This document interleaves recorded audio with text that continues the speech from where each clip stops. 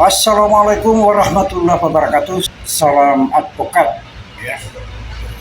Menyampaikan lagi bahwa melihat daripada perkembangan perkara kasus Nikita Mirzani di sini, di dalam penyelesaiannya itu sebenarnya tidak sulit.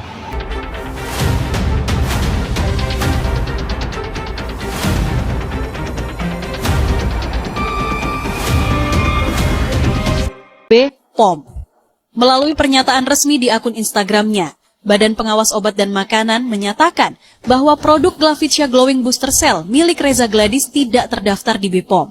Sederhana tapi tegas, produk itu ilegal. Ini bukan sekadar polemik kosmetik, ini soal kesehatan publik, soal integritas bisnis yang berhubungan langsung dengan tubuh manusia. Dan terutama soal keberanian negara menegakkan hukum terhadap siapapun, termasuk selebritas dengan jutaan pengikut. Lucunya, Reza sempat membantah segala tudingan. Dengan percaya diri, ia menyatakan bahwa produk tersebut punya izin edar BPOM. Bahkan menambahkan bahwa jarum treatmentnya pun telah mengantongi izin dari Kemenkes. Produk saya semuanya berbadan BPOM, dan tadi di hadapan Yang Mulia saya sudah jelaskan bahwa Glowing Booster Cell merupakan treatment yang selalu di framing bahwa itu merupakan produk yang berbahaya, padahal dia sudah memiliki izin Kemenkes jarumnya dan bisa digunakan. Selain itu juga produk ini sudah memiliki izin edar BPOM. Sudah waktunya penegak hukum berhenti basa-basi dan mulai bekerja atas dasar bukti. Sudah cukup industri kecantikan dijadikan ladang untung tanpa etika. Jangan sampai hukum hanya tajam ke bawah, tapi tumpul terhadap influencer. Reza Gladys bukan sekadar nama di balik brand, dia adalah figur yang sedang dipertanyakan integritasnya secara terbuka. Dan jika hukum ingin tetap dipercaya, tak ada alasan untuk menunda. Tangkap, proses, tegakkan hukum. Karena glowing itu bukan soal kulit, tapi soal kejujuran yang terang bendera. Bagaimana menurut Anda? Ketika palu itu menjatuh, inilah kisah Nikita Mirzani. Di ruang sidang yang penuh tatapan dan kilatan kamera, suara hakim memecah hening, menjatuhkan pidana penjara 4 tahun dan denda 1 miliar rupiah. Kalimat itu jatuh seperti batu ke dasar hati, dan di kursi terdakwa seorang ibu bernama Nikita Mirzani terdiam. Ia tersenyum, tapi senyumnya getir. Tangan yang terulur untuk bersalaman pun ditolak majelis hakim. Ia berdiri tegak, tapi matanya menahan badai yang nyaris tumpah. Di balik panggung gemerlap dunia hiburan, ini ia berhadapan dengan dinginnya keadilan. Ia bukan lagi selebriti dengan jutaan pengikut, melainkan ibu dari 3 anak yang menatap dunia tanpa pelukan seorang ibu di rumah. Malam-malam mereka kini sunyi, tanpa suara tawa di meja makan, tanpa sosok yang biasa menenangkan saat dunia terasa kejam. Sementara itu, tim kecil yang dulu bekerja samanya, asisten, manajer, karyawan, menatap masa depan dengan gelisah. Proyek tertunda, endorsement terhenti, dan rumah tangga kecil mereka ikut goyah oleh nasib sang majikan. Di sisi lain, Reza Gladys yang menyebut vonis ini sebagai bentuk keadilan yang akhirnya datang. Tak ada sorak gembira, hanya senyum lega. Karena luka lama akhirnya punya nama, putusan hukum. Namun, bagi Nikita, bab ini belum selesai. Ia bersiap menempuh banding, menggantungkan harapan di antara jeruji dan doa anak-anaknya. Hidup memang keras, dan lidah sering lebih tajam dari belati. Tapi, dari semua yang retak, selalu ada hikmah yang tumbuh diam-diam.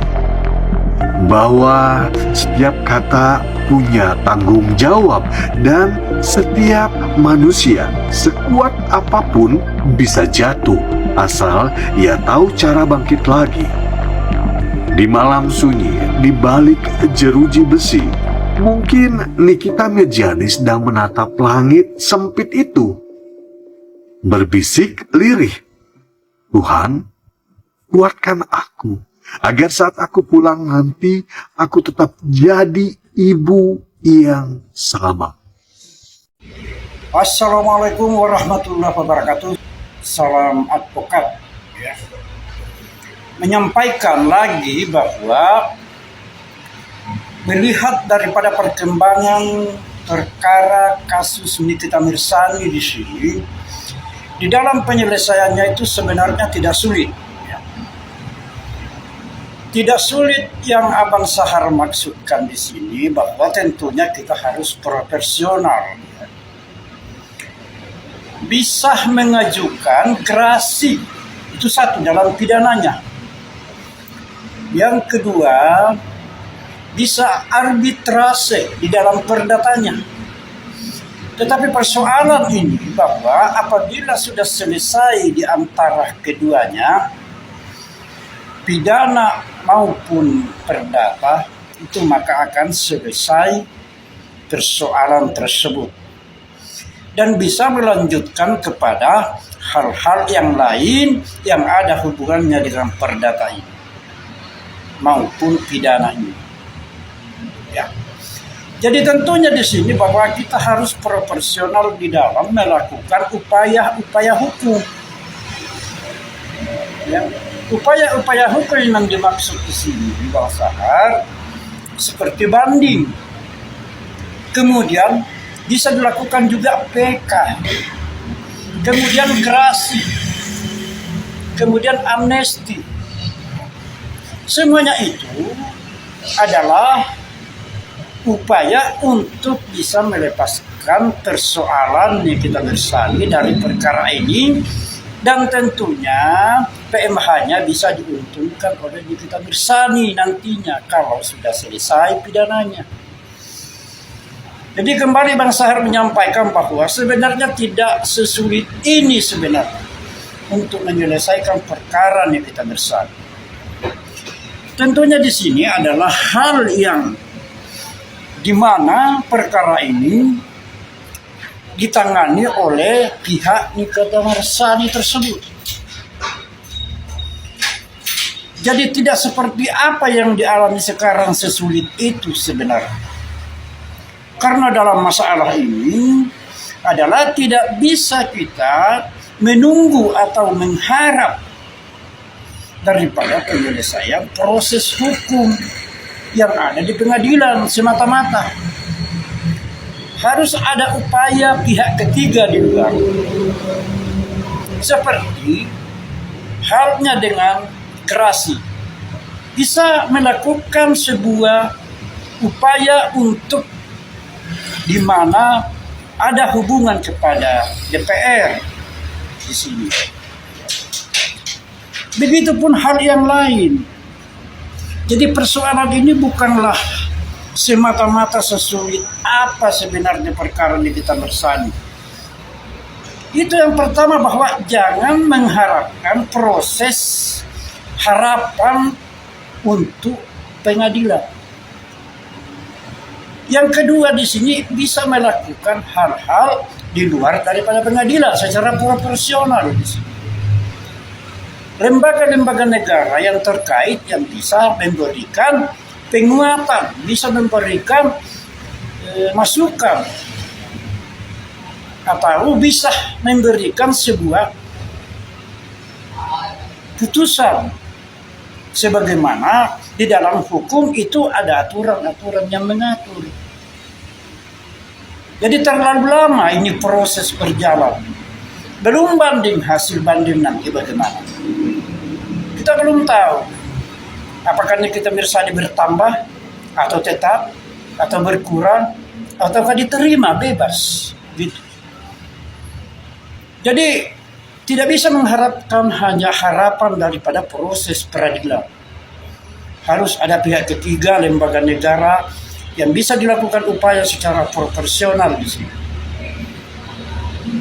Jadi Bang Sahar ini menyampaikan bahwa persoalan Mifta Bersah ini sebenarnya tidak sesulit apa sebenarnya. Bisa diselesaikan dengan cepat. Yaitu tadi bahwa harus di dalam ini hal yang proporsional. Oke. Sampai di sini dulu Bang Sahar menyampaikan. Assalamualaikum warahmatullahi wabarakatuh. Salam advokat. Selamat malam. Salam sehat. Salam waras.